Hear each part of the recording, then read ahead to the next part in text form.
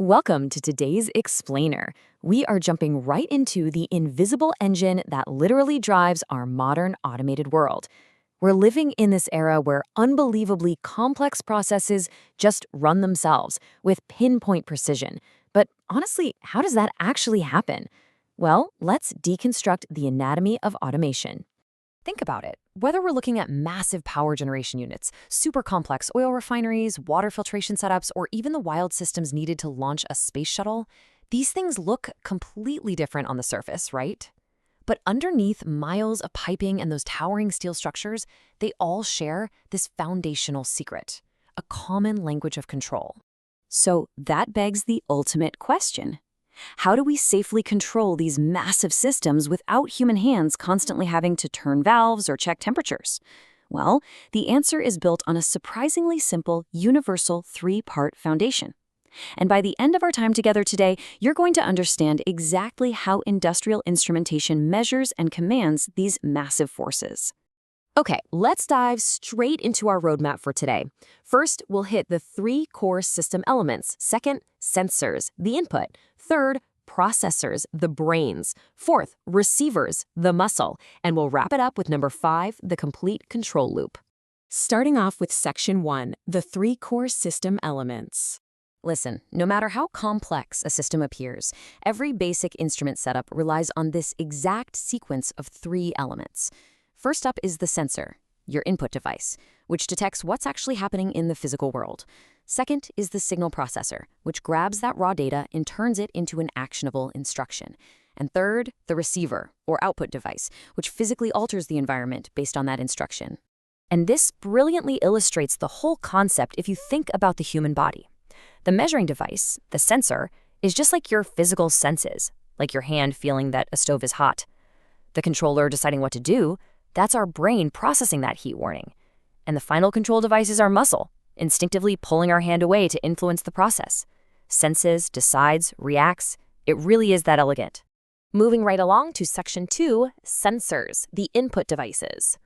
In the instrumentation world, we call this the primary sensing element, or PSE. The PSE is the device that physically touches or observes the process. It senses a variable and then translates it into an analog representation, something like mechanical motion or an electrical voltage. So, for example, a thermocouple translates physical heat into an electrical signal, whereas something like a curved board and tube literally bends in response to fluid pressure inside a pipe. Now, the sensor's entire job is to detect physical changes in what we call process variables, or PVs.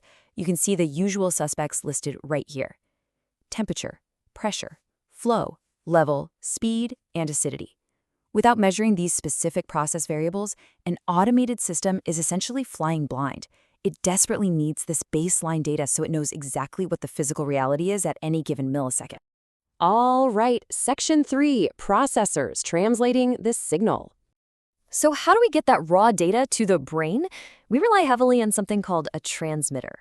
A transmitter is a device that takes the unique raw signal produced by that primary sensing element and translates it into a standardized instrumentation signal. Think of it as a universal translator, right? A thermocouple might speak one specific language of millivolts, but the transmitter steps in and converts it into a standardized language that the entire facility's computer network can easily read and understand. Now, what's really interesting about this is seeing it in the real world. On a schematic diagram, you just see a little balloon with a T and a T for temperature transmitter. But out in the field, it looks like this heavy-duty blue device mounted right out in the process area. These transmitters are carefully calibrated to span a highly specific range between their lower and upper range values. So if we only care about monitoring a reactor between 300 and 500 degrees Celsius, the transmitter is specifically calibrated so that 300 degrees equals 0% and 500 degrees equals 100% of its scale. But what language are these transmitters actually speaking? Well, usually it's one of 2 standard industrial signals. For electronic systems, the accepted standard is a current signal of 4 to 20 milliamps, representing that 0 to 100% condition. In older setups or in highly flammable environments where electricity is just too dangerous, they use pneumatic air pressure, specifically 3 to 15 pounds per square inch gauge. But notice something fascinating here. 0% isn't represented by 0 milliamps or 0 air pressure. No, it's represented by 4 milliamps or 3 psi. We call this a live zero, and it's a brilliantly simple safety feature. If the control room suddenly reads 0 milliamps, they instantly know a wire's been cut or the transmitter died, rather than mistakenly thinking a tank is just empty. On to Section 4, receivers, taking the action. Formally, in the industry, this is known as the Final Control Element, or FCE. The FCE is the device that actually receives the output signal from the controller and does the heavy lifting to physically influence the process. If a tank is running too hot, the FCE is the cold water valve that opens up. If a conveyor belt is lagging, the FCE is the electric motor speeding it up. It's the end of the line, right where data becomes physical reality. Let's build on this and see it in a real-world application where our brain is electronic, but our muscle needs serious physical force. Take a current-to-pressure converter, or an IP transducer. The electronic controller on the left sends out that 4 to 20 milliamp signal. The transducer receives the electrical current and physically converts it into a 3 to 15 psi pneumatic air pressure signal. Then, that pressurized air travels down a pipe to literally force a massive mechanical control valve open or closed. It's this perfect handshake between digital intelligence and mechanical brute force. Finally, Section 5, the complete control loop. So the absolutely crucial point here is that to truly automate a process, we need what's called a closed-loop system. A closed-loop system is designed to automatically achieve and maintain a specific target, which we call the set point, by continuously comparing that target against the actual condition being reported by the sensor. It doesn't just make a quick adjustment and walk away.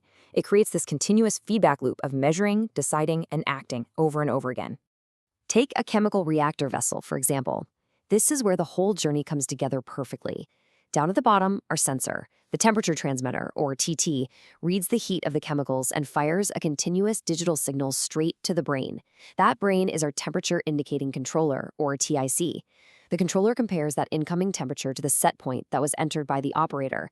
If the chemical is too cold, the controller shoots an electrical signal to our transducer, which converts it to an air pressure signal, which then forces open our final control element, the steam valve, way up at the top.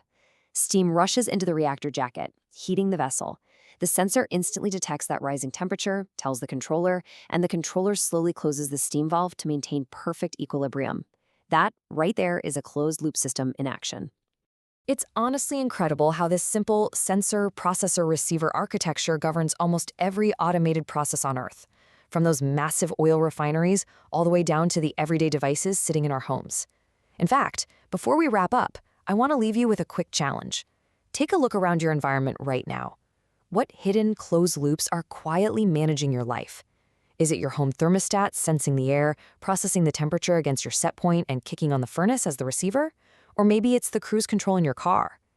Once you grasp this anatomy of automation, you really start seeing these invisible systems everywhere.